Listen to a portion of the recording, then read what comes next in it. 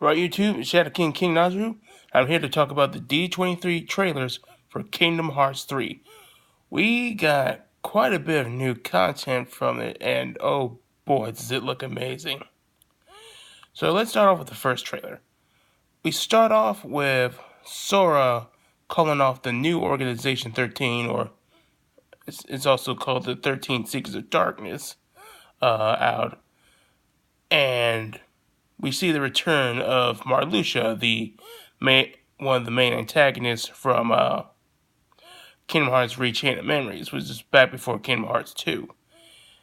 And I do like that Tetsuya Nomura remembered that Sora shouldn't remember Marluxia because he had his memory erased and rearranged by Naminé to help restore him, because Marluxia attempted to erase Sora's original memories to manipulate him to help him overthrow the original Organization 13.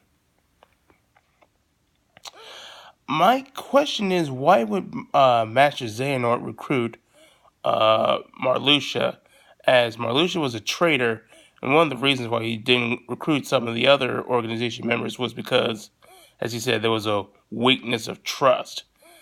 He didn't feel that some of the organization members were trustworthy, such as Axel, Larxene, and Marluxia. With Axel turning over to the good side.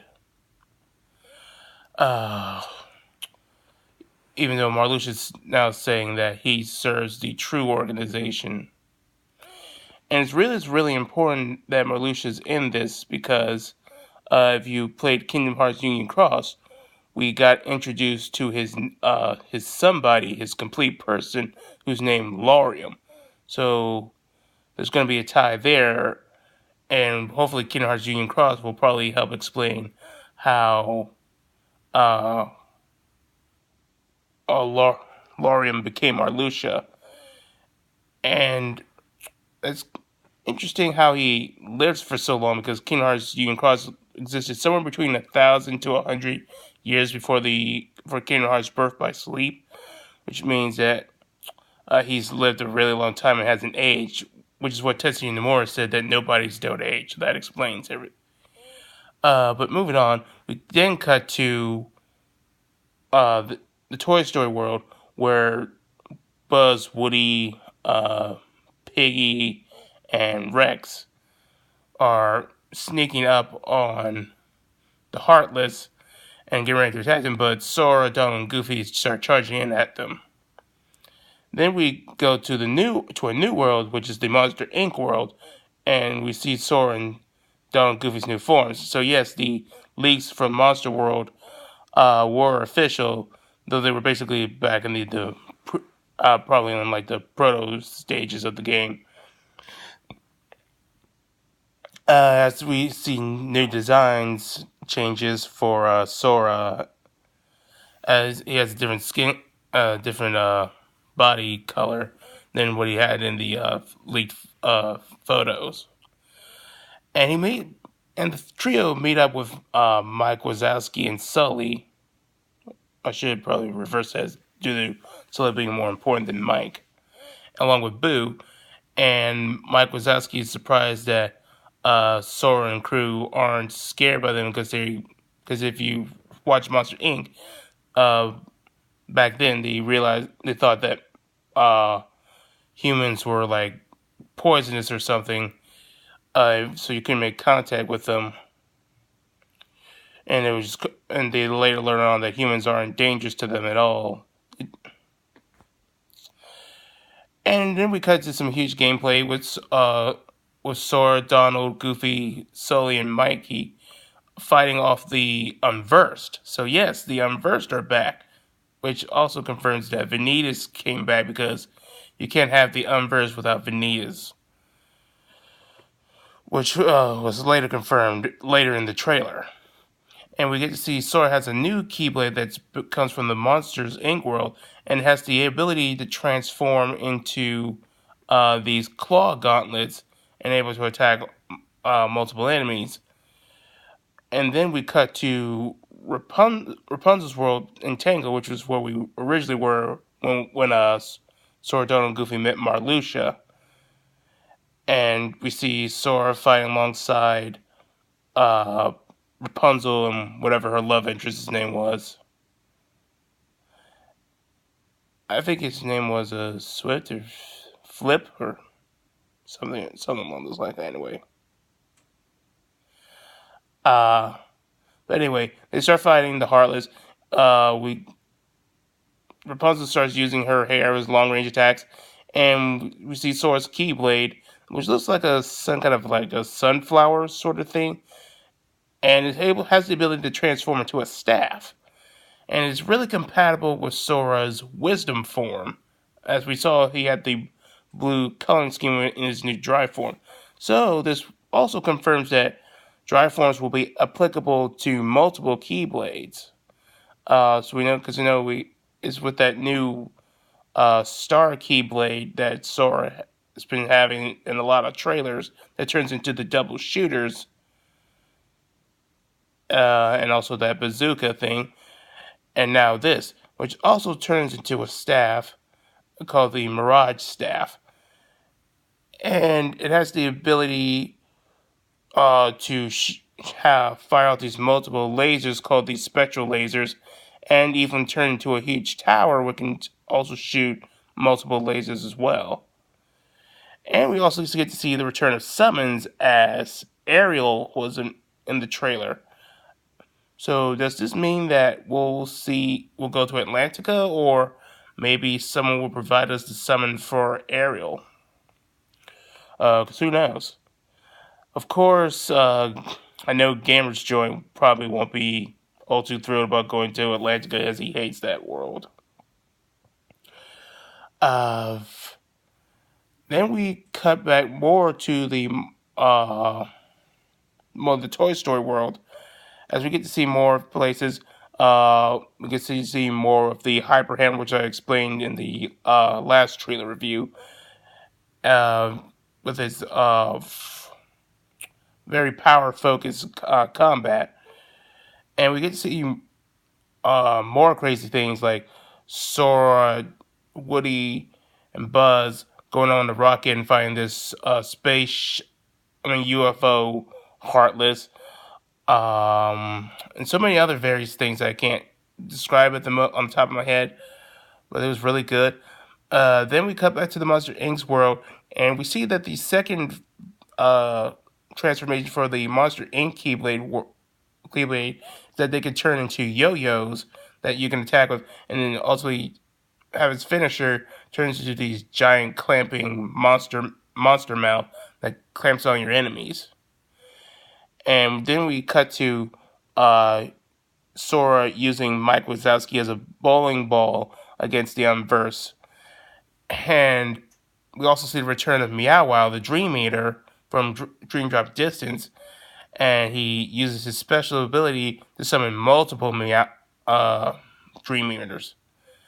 And the first trailer ends off with Vanitas having his Keyblade at Sora's back, demanding that he return Ventus's heart to him so he can be complete, as both Ventus and Vanitas were one being.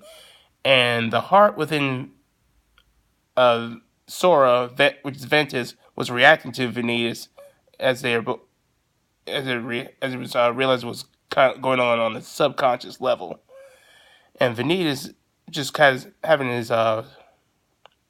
suspicions confirmed, says that it's strange that Ventus would choose Sora as a host and calls him an insignificant speck.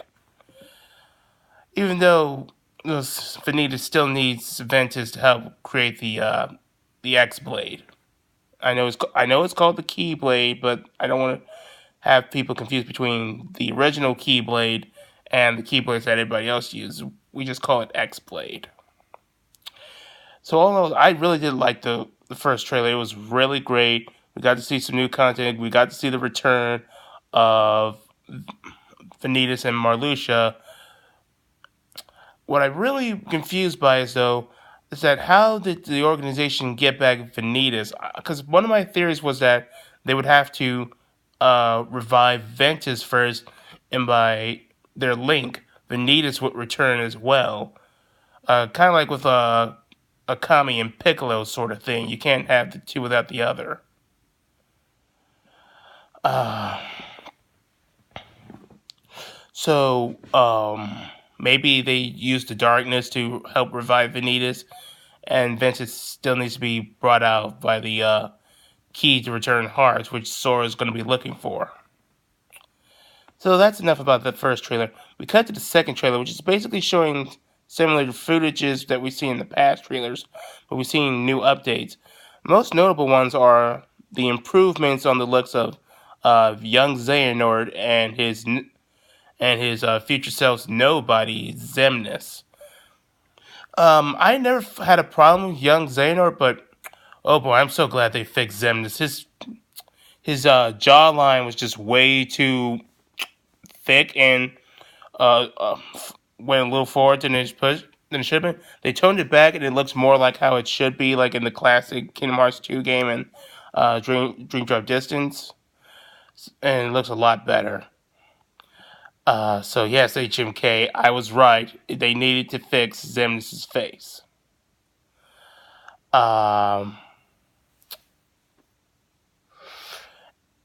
then we cut to the near the end where we see Riku and Mickey in their new outfits for the game. So yeah, Tetsuya Nomura held out a promo image for Kingdom Hearts Union Cross where it showed off Sora, Riku, and Kairi getting new outfits. Though some of them were just prototypes. They look a little bit different from the original outfits that were done by Tetsuya Nomura. And we see that Riku's Keyblade has been broken. And I was really shocked with this because I thought that Keyblades were indestructible, save for if they were struck by another Keyblade. So, if it's broken, was it still done by another Keyblade? Because then I could continue going thinking about that. Or was it done by something else? I don't know. And Riku says that he no longer leaves his Keyblade, and he just puts it in the ground. He and Riku are at the edge of the world of darkness. Which is that beach place from at the end of Kingdom Hearts 2. And you could have also seen it in if you played Kingdom Hearts 0.2, Birth by Sleep Fragmentary Passage, where Aqua was waiting alongside Ansem the Wise, and Riku Denko says that he's leaving the Keyblade there in case the other him needs it. So I'm surprised he said that because Riku usually is a whole being. So who could he be referring to when he says the other him? That would some people think that it might be the Riku replica, but I don't imagine him using that Keyblade because Riku replica is supposedly with the 13 Secrets of Darkness. Or it could be Terra, as he and Terra share a connection since Terra gave him the Trial of Inheritance, which allowed Riku to wield the Keyblade, though he didn't get his original Keyblade because he accepted the darkness into his heart, and the Keyblade that was meant for Riku got passed on to Sora, which Sora could also use a Keyblade because he also had Vengeance's heart inside him, but he eventually proved himself worthy with his own heart, and trusting in his relationship and his friends and their relationship and their power to fight against darkness